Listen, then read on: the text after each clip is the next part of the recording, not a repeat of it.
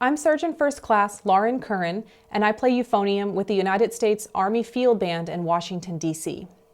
This etude from the Voxman Selected Studies for Baritone is an excellent way to showcase the evenness of your fingers, the clarity of your articulation, and your ability to keep steady tempo with a syncopated rhythm throughout the piece.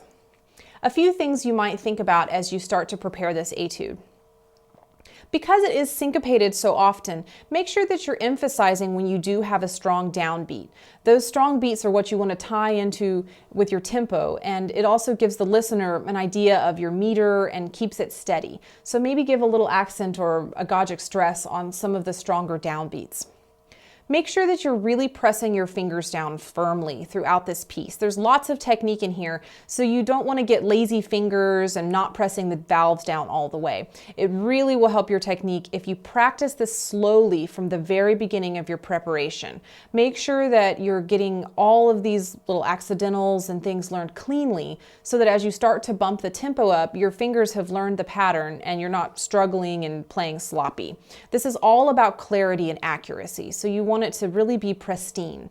And the way that you do that is practice it slowly with the metronome, press those valves down firmly. So you want to practice with your metronome set to eighth notes. This can often help you get off of the tied 16th notes in the right way. That's really the struggle of this piece, is not to lose time during those tied 16th notes. So practicing with your eighth note subdivision on will definitely help. Don't play this too short.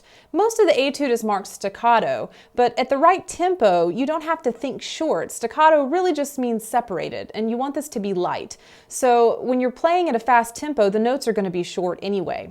So really think longer 16th notes as you start to increase your speed. That way you don't run into the problem of having a pecky sound. You still want the short notes to have a very beautiful tone. So the way to do that is to think long 16th notes and a light tongue. And so your notes are going to come out with sound, but also quick. And the staccato will just come out naturally. So you want to avoid doing things like cutting off with your tongue, a dot, dot, dot, as you try to play staccato. Da, da, da, da, da is going to be your better idea here when you're trying to play at these top speeds.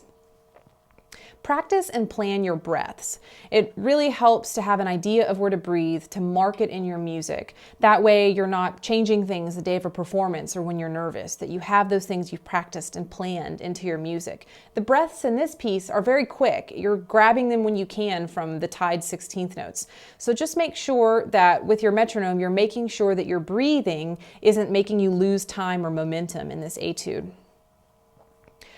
In measure 16, you have a quarter rest preceded by a quarter note. So you've had quick 16th notes up until that point, but then you have this quarter note and a quarter rest. I often hear students rush past this rest and don't subdivide those longer beats. So make sure that the quarter note and the quarter rest are exactly in time as you continue on.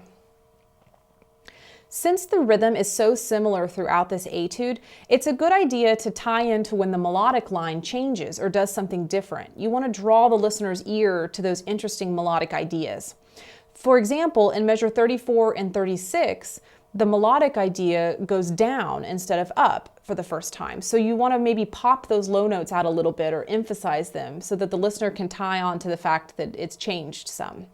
There's a lot of opportunity to make musical ideas in this piece, but you might have to get creative because there's not a lot marked in the music. There's no dynamic marking. So you want to start with a strong tone, but find some ways to add crescendos and decrescendos, some dynamic contrast in the music.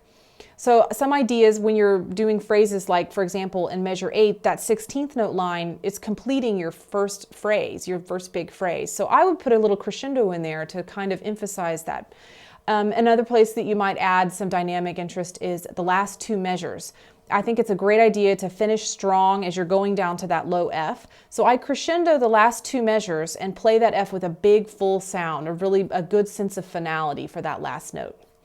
On those same measures, I would isolate the last 4 or 5 notes of this piece, play those lower notes slowly with a tuner, and make sure that you have great intonation. A lot of times we get a little funky intonation going down to that low F. So that's a place that you just want to make sure that you're leaving your listener with excellent intonation, because it will very much stand out if your low F is out of tune as you end the piece.